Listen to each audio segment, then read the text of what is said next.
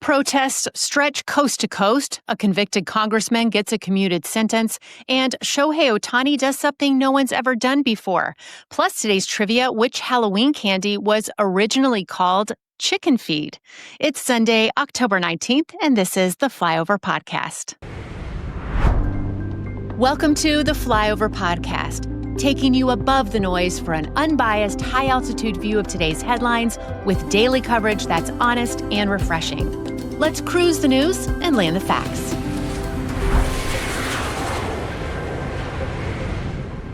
Welcome to the Flyover Podcast. I'm your weekend host, Amy Hess. We've got your shortcut to the stories that matter between the coasts. Let's get ready for takeoff. At least 2,500 No Kings rallies were held nationwide on Saturday as hundreds of thousands protested against Trump administration policies amid the ongoing government shutdown. Prominent Democrats like Senators Bernie Sanders, Chuck Schumer, and Elizabeth Warren all voiced their support of the rallies in person and through social media. Republicans have blamed the protests on far-left activism, claiming Democrats are supporting the protests to prolong the government shutdown while appeasing their progressive base. House Speaker Mike Johnson expressed hope that once the rallies concluded, Democrats would focus on ending the shutdown. Those protests capped off another tense week in Washington as the shutdown dragged on, but that wasn't the only headline making waves. President Trump said Friday he had commuted the sentence of former U.S. Representative George Santos, who was serving a 7-year sentence in federal prison after pleading guilty to fraud and identity theft charges. The New York Republican was sentenced in April after admitting last year to deceiving donors and stealing the identities of 11 people, including his own family members, to make donations to his campaign. Trump posted on Truth Social on Friday, quote, "George has been in solitary confinement for long stretches of time and by all accounts has been horribly mistreated. Therefore, I just signed a commutation releasing George Santos from prison immediately. Good luck, George. Have a great life," end quote. The former congressman fabricated much of his personal and professional history before entering the House of Representatives. He claimed to have graduated from New York University and Baruch College, the later on a volleyball scholarship, and worked at Citigroup and Goldman Sachs.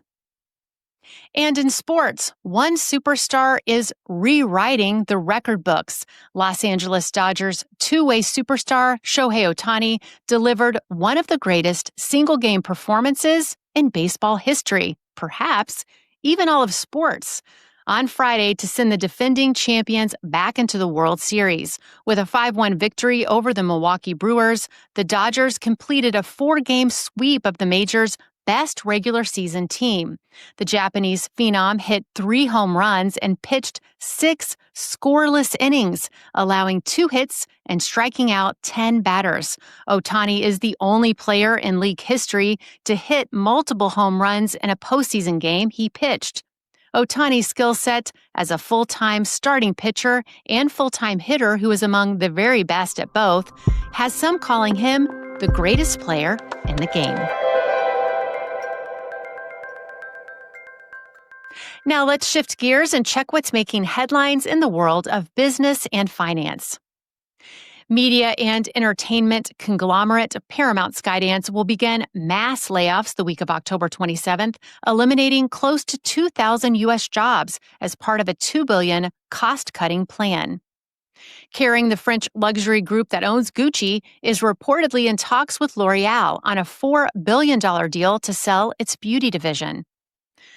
And Southwest Airlines, which has used open seating for more than 50 years, will shift to assigned seating starting January 27th and introduce a completely new boarding system.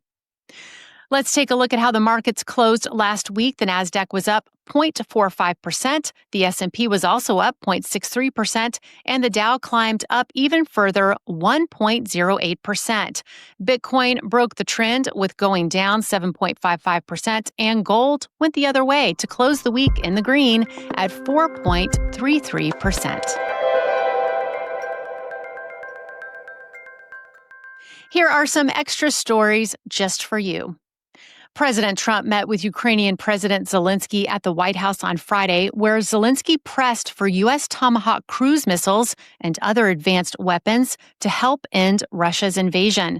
Zelensky said Trump, quote, has a big chance now to finish this war, drawing parallels to the president's recent role in brokering a ceasefire between Israel and Hamas. Trump, fresh off a lengthy call with Russian President Putin, said he hoped to see the fighting stop and hinted at an upcoming face-to-face meeting with the Russian leader.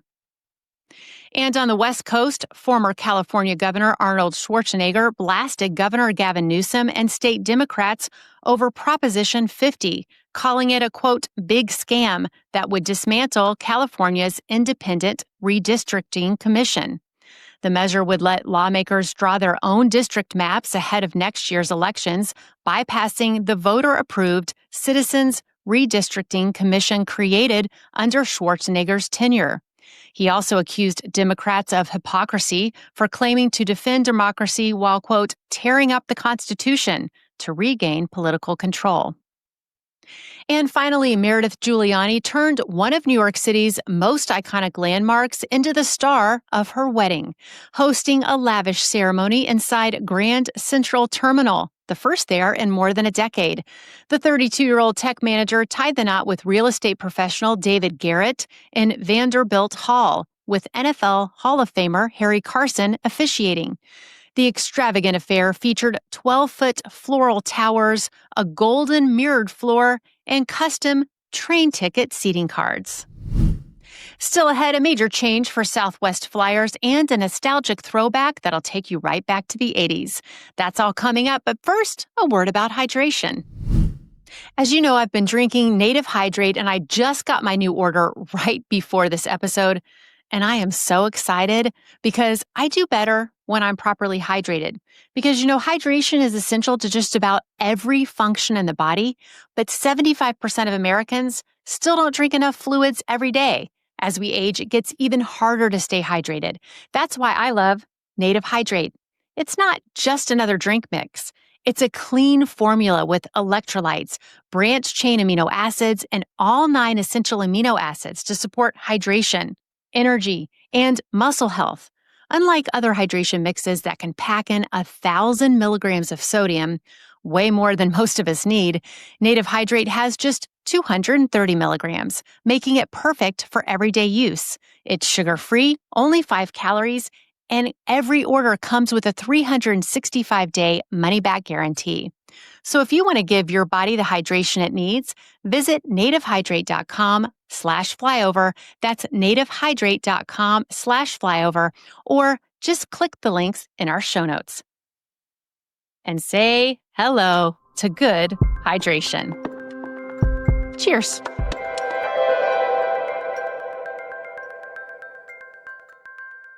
Time to check the scoreboard. Here's what's happening in sports. The NFL returns today with plenty of exciting games, highlighted by the Dallas Cowboys versus Washington Commanders rivalry matchup at 4:25 Eastern, and a showcase of the NFC's top teams on Sunday Night Football between the Atlanta Falcons and San Francisco 49ers. And for baseball fans, history could be made tonight. The Seattle Mariners look to clinch their first World Series berth in their 49-year history as they take on the Toronto Blue Jays, leading the 7-game series 3-2. Want to see a preview? We've got it linked in the show notes.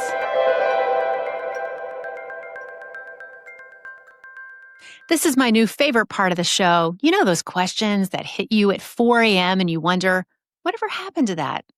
Today we ask, whatever happened to waterbeds? The iconic waterbed was invented in 1968 and caught on swiftly, growing so popular that by 1987, waterbeds accounted for roughly 20% of U.S. mattress sales, with industry revenue reported at around $2 billion. By the 1990s, the problems began to overwhelm the wavy fun. As every waterbed owner quickly learned, the beds were heavy, holding hundreds of pounds of water that had to be drained if you wanted to move the bed. They required constant maintenance and heating, and if they sprang a leak, you had a major problem to deal with. For all those reasons, landlords and insurers began adding legal and financial restrictions to waterbed ownership, limiting their use because of the weight and water damage risk. But the final nail in the mattress was that the dry competition caught up. Memory foam and pillow top mattresses grew more sophisticated, delivering plush comfort without all the waves and without the maintenance issues. By the 2000s, waterbeds comprised less than 5% of mattress sales. Today, waterbeds exist mainly as niche specialty items used in back pain therapy or by fans of retro nostalgia. So tell us in the comments, did you ever have a waterbed? Trouble-free or total disaster? We want to know. Before we land, let's hit a few rapid-fire headlines. Vice President J.D. Vance will travel to Israel on Monday to advance the second phase of the historic Gaza peace deal. U.S. Treasury Secretary Scott Bessent expects to meet next week with Chinese Vice Premier Hu Lingfeng in Malaysia to try to forestall an escalation of U.S. tariffs on Chinese goods. Vermont State Senator Samuel Douglas, a Republican, resigned on Friday after being linked to a young Republican group chat that shared racist and anti-Semitic jokes. A rare calico lobster colored black and orange and named Jack-o'-lantern was caught but now lives at the Marine Science Center in Massachusetts. Scientists call it a 1 in 30 million find. Want to see it? We have photos linked in the show notes. Now let's check your answers from yesterday's poll. We asked, do you know CPR? Yes came out on top at 56%. No took 26% of the vote, and 18% of you went with I should. Now, I've taken a CPR class, but it was so long ago, so this question has reminded me that it's not a bad idea to get a refresher. Here's today's question. Do you like surprises? Your choices are yes, no, or depends. Answer with a link in the show notes, and Ayla will have the results for you tomorrow. I gotta go with depends on this one. Some things I really need some advance notice for. Time's up. Here's your trivia answer. We asked, which Halloween candy was originally called chicken feed? The answer? Candy corn. When first produced in the 1880s by the Golitz Confectionery Company, boxes of candy corn were illustrated with a colorful rooster logo and the tagline, something worth crowing for. Today, more than 35 million pounds or 9 billion pieces of candy corn are produced yearly. Do you like candy corn? I talked with one of our loyal followers in the YouTube comments section just the other day about candy corn. He's not a fan. I was telling him that I used to make candy turkeys for my kids for their Thanksgiving place setting each year and used a little snippet of a piece of candy corn for the nose. Those things are so hard to find in November, and outside of being a turkey nose, the bag would go uneaten until I had to throw it out. So really not big fans over here either. If candy corn is not for you, what was or is your favorite Halloween candy? I'll tell you mine in the comments section. That's a wrap for your Sunday edition of The Flyover. Thanks for choosing to get your news here. Don't forget to share us with a friend. We'll be back tomorrow with the headlines that matter between the coasts. Ayla will be helping you through your weekday news, and I'll see you next weekend. Until then, thanks for flying with us.